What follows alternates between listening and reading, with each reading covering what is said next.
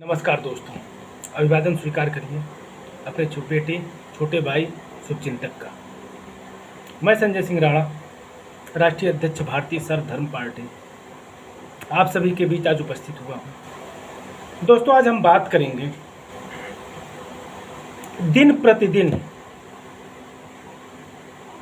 हमारे देश में लोग मानवता को खोते जा रहे हैं। यह हमारे देश का दुर्भाग्य है कि हम इतनी संकुचित सोचकर हो गए हैं कि हमें दूसरों के धर्मों से कोई वास्ता ही नहीं रह गया है। इंसानियत हमारी कहाँ खो गई, हम समझ ही नहीं पा रहे हैं। आखिर क्या होता जा रहा है हमारे भारतवर्ष को, हमारी उस भारतीय संस्कृति को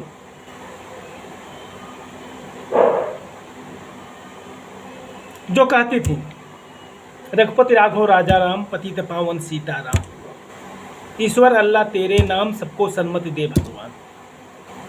आखिर क्या होता जा रहा है हमारी उस भारतीय संस्कृति को, हमारे उस भाईचारे को? आखिर क्यों हम इतने सेल्फिश होते जा रहे हैं? तो इसका हमारी नज़र में एक सीधा सा कारण है, हमारे देश में बढ़ती जातिवाद की राजनीति, सांप्रदायिकता की राजनीति, स्वार्थ की राजनीति, हमारे राजनेताओं, राजनीतिक पार्टियों की सत्ता की भूख, मैं खुले शब्दों में कहूँगा, इन सब के पीछे सिर्फ और सिर्फ सत्ता की कुर्सी पाने की, सत्ता हथियाने की सोची समझी कूटी रचित साजिश है। तो ऐसे में हमारा और आपका यह कर्तव्य बनता है कि हम अपनी भारतीय संस्कृति को, अपने इंसानियत को, अपने पूर्वजों द्वारा दी गई अपनी सीख को बचाने के लिए इन राजनीतिक आकाओं से सचेत रहें, इनके बहकावे में ना आए। मेरा आज का वीडियो बनाने का टॉपिक ये है, अभी जो चौंकाने वाली खबर आई है वह आंध्र प्रदेश के भारत के सबसे बड़े मंदिर तिरुपति बालाजी मंदिर से संबंधित है कि वहाँ के प्रसादम में, जहाँ का प्रसाद लड्डू पूरे विश्व में फेमस है, कि वैसा लड्डू पूरे विश्व में कहीं नहीं मिल सकता है। वह सिर्फ और सिर्फ तिरुपति बालाजी में ही आपको चखने को मिलेगा प्रसाद के रूप में। उस मंदिर के प्रसाद में अगर ऐसी वैमनस्यता दिखाई गई है, इंसानियत को तार तार करने वाली कृत्य किया गया है, तो यह क्षमा के काबिल नहीं है। मैं संजय सिंह राणा, राष्ट्रीय अध्यक्ष भारतीय सर्व धर्म पार्टी, ऐसे दोषियों को फांसी की सजा की मांग करता हूं, जिन्होंने हमारी भारतीय संस्कृति को तार तार करने की चेष्टा की है, हमारे सनातन धर्म को तार तार करने की चेष्टा की है। चंद अपनी कूट रचित सोच के कारण हो, चाहे वह अत्यधिक मुनाफे के कारण हो, चाहे वह राजनीतिक द्वेष के कारण हो, या फिर सांप्रदायिक माहौल खराब करने के कारण हो, और यह लंबे समय से किया गया। यह कोई आज 2-4 दिन में नहीं किया गया, लंबे समय से लगातार ऐसा कुचक्र किया जा रहा है, ऐसा महापाप किया जा रहा है। यह किसी भी धर्म के साथ हो, मैं स्वीकार नहीं करता, न मैं स्वीकार करूंगा, न मैं किसी को करने के लिए कहूंगा कि ऐसा अक्षम्य अपराध आपको स्वीकार करें, इसे नजरअंदाज करें। यह हमारे भारतवर्ष को गृह युद्ध में झोंकने की एक साजिश है। हिंदू और मुसलमान को लड़ा करके अपना वोट बैंक साधने की एक कोशिश है। ऐसे दोषियों पर, चाहे वह जगन मोहन रेड्डी की सरकार रही हो, चाहे आज चंद्रबाबू नायडू की सरकार हो, दोनों ही दोषी हैं जगनमोहन रेड्डी की सरकार के कार्यकाल से यह शुरुआत हुई और चंद्रबाबू नायडू की सरकार में लैब रिपोर्ट में इसका खुलासा हुआ। तो कहीं ना कहीं सरकार की भी शिथिलता इस संबंध में देखी जा सकती है।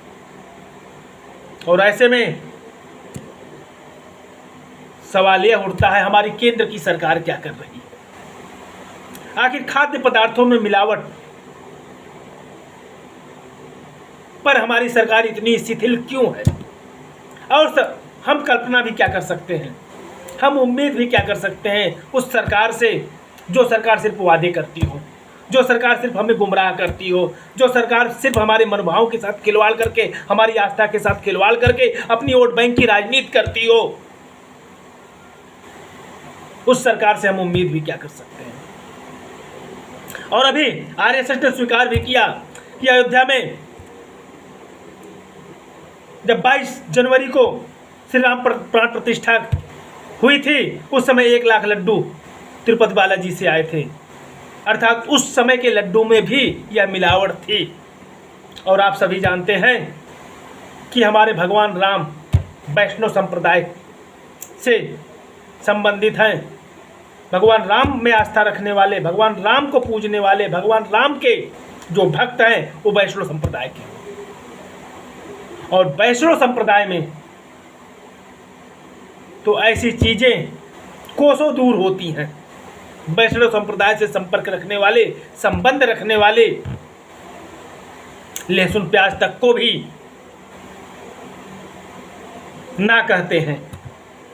तो ऐसा जघन्य अपराध किसी के साथ भी हो, उसका खुलकर विरोध करना चाहिए।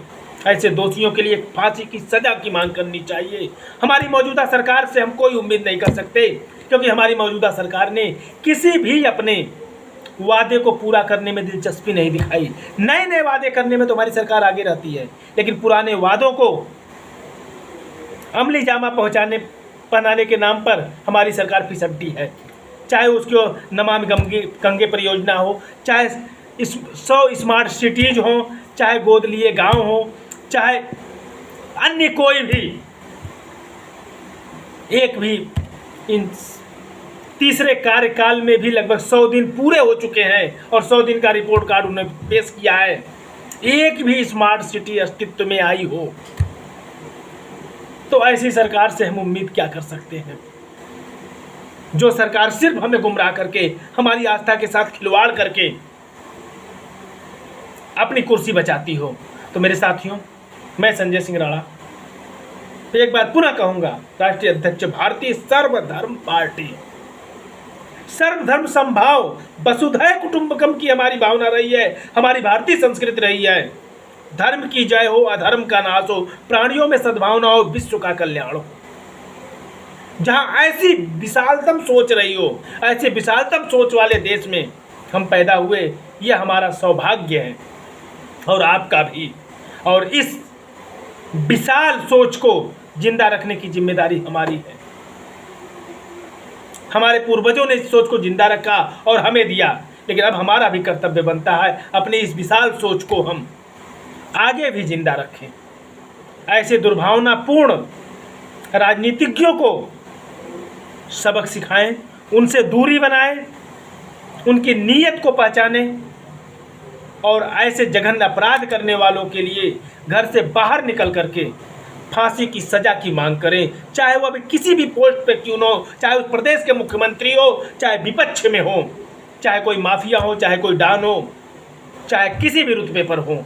ऐसे दोषियों के लिए सिर्फ और सिर्फ एक ही सजा होनी चाहिए, फांसी की सजा।